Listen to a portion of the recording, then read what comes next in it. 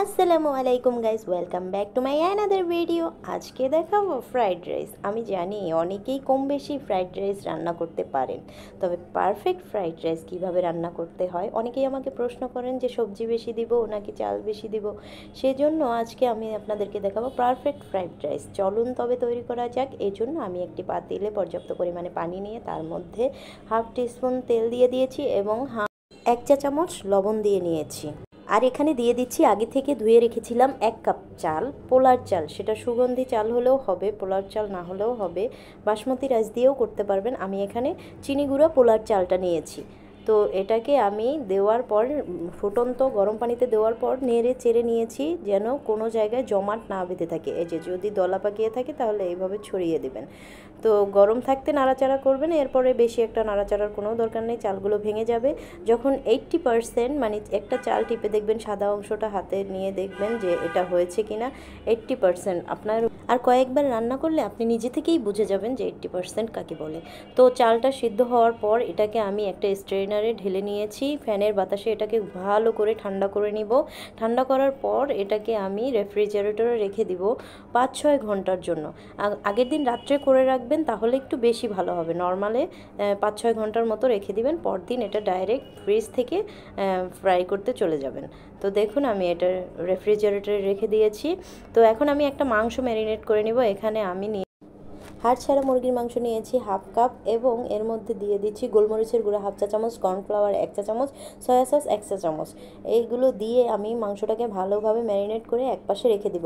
কর্নফ্লাওয়ারটা দেওয়ার কারণে আমার মাংসটা জুসি একটা ভাব থাকবে, শক্ত হয়ে যাবে না। তো আর কি লাগছে তা দেখিয়ে দিচ্ছি। এখানে আমি মুরগির মাংস ম্যারিনেশন করা সেটা আলাদা রেখেছিলাম। হাফ কাপ বরবটি, half cup capsicum, half cup বাঁধাকপি এবং হাফ কাপ গাজর কুচি, 1 কাপ পোলার চালের জন্য 2 কাপ সবজি। এখানে আবার কাঁচামরিচ আর রসুনটাকে ধরবেন না। এখানে কাঁচামরিচ আছে 6-7টি আর রসুন কুচি আছে 1 টেবিল চামচ। চলুন তবে এবার রান্না করতে চলে যাচ্ছি। একটা প্যান গরম করে তার মধ্যে দিয়ে দেব 100 গ্রাম বাটার। আসল ফ্রাইড রাইসের টেস্ট যদি পেতে চান তাহলে এটা বাটার দিয়েই করতে হবে। তো আমি এই বাটারটাকে গলিয়ে নিচ্ছি। তারপরে এর মধ্যে আমি দিয়ে দেব রসুন কুচি করে রেখেছিলাম 1 টেবিল চামচ, সেটা দিয়ে দেব। বাটারটা হালকা একটু টেলে নেওয়ার পর দেব, যেন পুড়ে না যায় সেদিকে খেয়াল রাখতে হবে। আর আপনার রসুনটাও যেন বাদামি বর্ণের এখনই না হয়ে যায়, তাহলে কিন্তু পরে এটা পুড়ে যাবে এবং তিতা লাগবে। তো এখন আমি হালকা সতে করে নেওয়ার পর, এখন আমার ভিডিওটা করার সময় আমি খেয়াল করিনি, দুঃখিত। আমি ভিডিওটা পরে দেখেছি যে ব্লার হয়ে গেছে। যাই হোক, এখন আমি এর মধ্যে যে ম্যারিনেট করে রেখেছিলাম চিকেনটা সেটা দিয়ে দেব। দেওয়ার পর এটাকে আমি ওই রসুনের সাথে ভেজে নেব। তো এর মধ্যে আরেকটু আমি অ্যাড করেছি হাফ কাপ চিংড়ি। ছোট চিংড়িগুলো দিয়ে দিবেন, যদি না থাকে তাহলে না দিলেও হবে। তো আমার কাছে হাফ কাপ চিংড়ি ছিল, সেটাও দিয়ে নিয়েছি। এগুলোকে আমি ভালোভাবে একটু বাদামি রঙের করে নেব। এখন নেওয়ার পরে এক পাশে রেখে দিব। 2টো ডিম ফেটিয়ে নিয়েছি, এটাকে আমি এর পাশেই দিচ্ছি, কারণ ডিমের সাথে মিশে যেন মাংসটা সফট, আরেকটু বেশি সফট থাকে। তো এর মধ্যে হাফ চা চামচ কালো গোলমরিচের গুঁড়ো দিয়ে দিচ্ছি। তো দিয়ে আমি এই ডিমটা একটু যখন শক্ত হবে তখন নেড়ে চেড়ে এটাকেও ভেজে নিব। তারপরে ভাজার পর এর মধ্যে দিয়ে দিব হাফ কাপ গাজর কুচি, তারপরে দিব বরবটি কুচি। যেই সবজিগুলো একটু শক্ত সেটাই আগে দিব। তারপরে এগুলোকে দিয়ে তারপরে কাঁচামরিচ যে কুচি করে রেখেছিলাম সেটাও দিয়ে দেব। দেওয়ার পরে এটাকে নেড়ে চেড়ে সতে করে নেব। আমার চুলোর আঁচটা কিন্তু হাইতেই থাকবে, কারণ চাইনিজ রান্না সবসময় হাইতেই হয়। তো এখন ক্যাপসিকাম কুচিটাও দিয়ে দিব, বাঁধাকপিটাও দিয়ে দিব।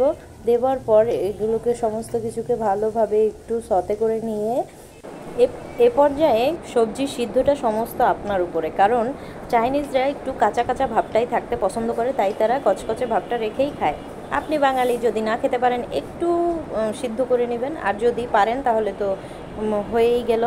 তো এ পর্যায়ে যখন ভাজা হয়ে যাবে, কয়েক মিনিট এটাকে সতে করে নেওয়ার পর এর মধ্যে আমি দিয়ে দেব সেই আগে থেকে সিদ্ধ করা পোলার চাল। ডাইরেক্ট ফ্রিজ থেকে বের করে এর মধ্যে দিয়ে দেবো। হাত দিয়ে একটু ঝুরঝুরে করে দিবেন, আর ফ্রিজ থেকে আগে বের করে রাখবেন না, ডাইরেক্ট ফ্রিজ থেকে বের করেই এটার ভিতরে দিয়ে দিবেন। তো আমার এই ভিডিওগুলো যদি আপনার একটু উপকারে এসে থাকে আর কিছুই যদি ভালো লেগে থাকে তাহলে অবশ্যই একটা লাইক করে দিবেন আর ফলো বাটনে ক্লিক করে দিবেন, সাবস্ক্রাইব করে রাখবেন। আর আমাকে যদি কোনো ধরনের প্রশ্ন করতে ইচ্ছে হয় তাহলে আমাকে করবেন। তো এখন আমি একটু সতে করে নেওয়ার পর এর মধ্যে দিয়ে দিব 1 টেবিল স্পুন সয়া সস, তারপর দিয়ে দিব 2 টেবিল স্পুন ফিশ সস, 2 চা চামচ ফিশ সস। যদি ফিশ সসটা না থাকে তাহলে আপনি এখানে লবণ অ্যাড করতে পারেন। তো আমি এখানে লবণ দিব না, ফিশ সসটাই দিয়েছি। আসল টেস্টটা পাওয়ার জন্য ফিশ সসটাই দিতে হবে। আর দিয়ে দিচ্ছি চিনি 1 চা চামচ, গোলমরিচ গুঁড়া 1/2 চা চামচ। এখন এই সমস্ত কিছু দেওয়ার পর এটাকে ভালোভাবে একটু কয়েক মিনিট ভেজে নেব। যখন আমার এই সসগুলো টেনে যাবে, সুন্দর করে রাইসের সাথে সব কিছু মিলে মিশে একাকার হয়ে যাবে, তখন আমি এই রাইসটা নামিয়ে নেব। তো দেখুন, আমার এই চ্যানেলটাকে অবশ্যই সাবস্ক্রাইব করবেন। আর আমাকে প্রশ্ন থাকলে অবশ্যই জিজ্ঞেস করতে পারেন, আমি উত্তর দেওয়ার চেষ্টা করব। তো এখন দেখুন কতটা ঝরঝরে আর পারফেক্ট হয়েছে আমার রাইসটা। এখন আমি নামিয়ে নিচ্ছি।